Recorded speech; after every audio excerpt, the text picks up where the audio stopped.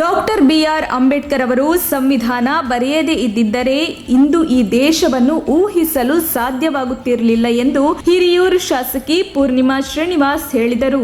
ಸಂವಿಧಾನ ಶಿಲ್ಪಿ ಡಾಕ್ಟರ್ ಬಾಬಾ ಸಾಹೇಬ್ ಅಂಬೇಡ್ಕರ್ ಅವರ 131ನೇ ಜನ್ಮದಿನಾಚರಣೆಯಂದು ಹಿರಿಯೂರು ನಗರದ ಸಾರ್ವಜನಿಕ ಆಸ್ಪತ್ರೆ ಮುಂಭಾಗದಲ್ಲಿರುವ ಡಾಕ್ಟರ್ ಬಿ.ಆರ್. ಅಂಬೇಡ್ಕರ್ ಪ್ರತಿಮೆಗೆ ಪುಷ್ಪಾರ್ಚನೆ ಮಾಡಿದ ಬಳಿಕ ನಮ್ಮ ತುಮಕೂರು ಜೊತೆಗೆ ಮಾತನಾಡಿದ ಅವರು, ನಾನು ಒಬ್ಬಳು ಮಹಿಳೆಯಾಗಿ ಶಾಸಕಿಯಾಗಿ ಆಡಳಿತ ನಡೆಸುತ್ತಿದ್ದರೆ ಅದು ಅಂಬೇಡ್ಕರ್ ಅವರು ರಚಿಸಿದ ಸಂವಿಧಾನದ ಪ್ರತಿಫಲ.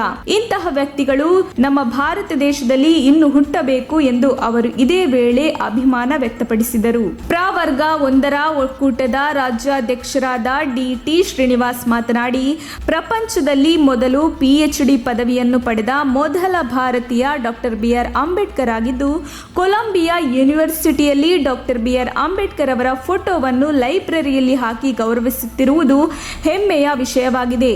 ನಮ್ಮ ದೇಶದ ವಿಭಿನ್ನ ಸಂಸ್ಕೃತಿ, ಭಾಷಾ ವೈವಿಧ್ಯತೆಗಳನ್ನು ಸಮನಾಗಿಸಿ ಅಂಬೇಡ್ಕರ್ ಸಂವಿಧಾನ ರಚಿಸಿದ್ದಾರೆ ಎಂದರು. ನಂತರ ಹಿರಿಯೂರು ನೆಹರು ಕ್ರೀಡಾಂಗಣದಲ್ಲಿ ಶಾಸಕಿ ಪೂರ್ಣಿಮಾ ಶ್ರೀನಿವಾಸ್ ರವರ ಅಧ್ಯಕ್ಷತೆಯಲ್ಲಿ ಆಯೋಜಿಸಿದಂತಹ ಕಾರ್ಯಕ್ರಮದಲ್ಲಿ SSLC ಪರೀಕ್ಷೆಯಲ್ಲಿ ಉನ್ನತ ಶ್ರೇಣಿ ಪಡೆದಿರುವಂತಹ ವಿದ್ಯಾರ್ಥಿನಿಯರಿಗೆ ಸನ್ಮಾನ ಮಾಡಿ ಗೌರವಿಸಲಾಯಿತು. ಹಾಗೂ ಇದೇ ವೇಳೆ ವಿದ್ಯಾರ್ಥಿನಿಯರಿಗೆ ಶಾಸಕಿ ಶ್ರೀಮತಿ ಪೂರ್ಣಿಮಾ ಶ್ರೀನಿವಾಸ್ ರವರು ಲ್ಯಾಪ್ಟಾಪ್ ನೀಡಿ ಅವರಿಗೂ ಸಹ ಅಭಿನಂದಿಸಿದರು.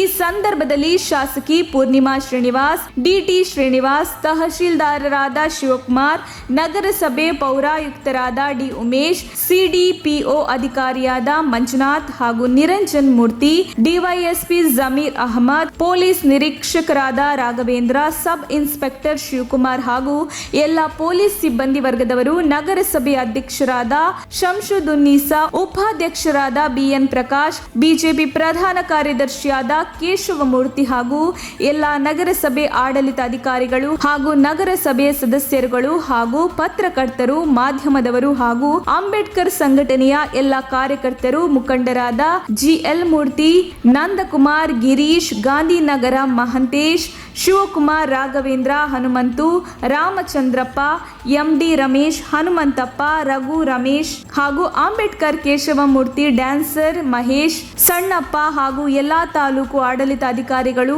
ಇತರರು ಉಪಸ್ಥಿತರಿದ್ದರು. ವರದಿ ಮುರಳೀಧರನ್, ಆರ್. ಹಿರಿಯೂರು.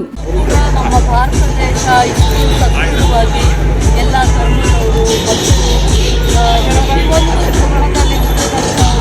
ಎಲ್ಲ ಕಡೆ ತಮ್ಮ ಛಾಪನ್ನು ಮೂಡಿಸಲಿಕ್ಕೆ ಸಾಧ್ಯ ಆಗಿದೆ ಅಂತಂದರೆ ಅಂಬೇಡ್ಕರ್ ಅವರಿಂದ ಮಾತ್ರ ಸಾಧ್ಯ. ಅವರು ಸಂವಿಧಾನವನ್ನು ರಚನೆ ಮಾಡಲಿಲ್ಲ ಅಂತಂದರೆ ಬಹುಶಃ ಇವತ್ತಿನ ನಮ್ಮ ದೇಶದ ಪರಿಸ್ಥಿತಿಯನ್ನು ನಾವು ಊಹಿಸಿಕೊಳ್ಳಕ್ಕೆ ಸಾಧ್ಯ ಆಗ್ತಾ ಇದೆ. ಮತ್ತು ನಮ್ಮ ಸಂವಿಧಾನ ಇಡೀ ಪ್ರಪಂಚಾದ್ಯಂತ ಉತ್ತಮವಾದಂಥ ಗೌರವವನ್ನು ಪಡೆದಿದ್ದಾರೆ. ಮತ್ತು ಇವತ್ತು ನಾನೊಬ್ಬ ಮಹಿಳೆಯಾಗಿ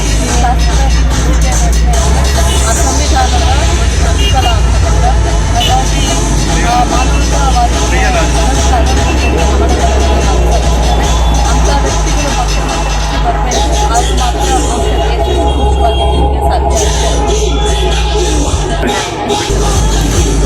ನಗರದಲ್ಲಿ ಅದ್ಭುತವಾಗಿ ಅಂಬೇಡ್ಕರ್ ಜಯಂತಿಯನ್ನು ಆಚರಣೆ ಮಾಡಿದ್ದಾರೆ.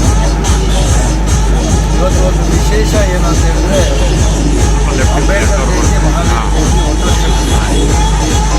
ಅಲ್ಲೋನೋ ಮನವಾದದ ಬಗ್ಗೆ ಚರ್ಚೆ ಇದೆ.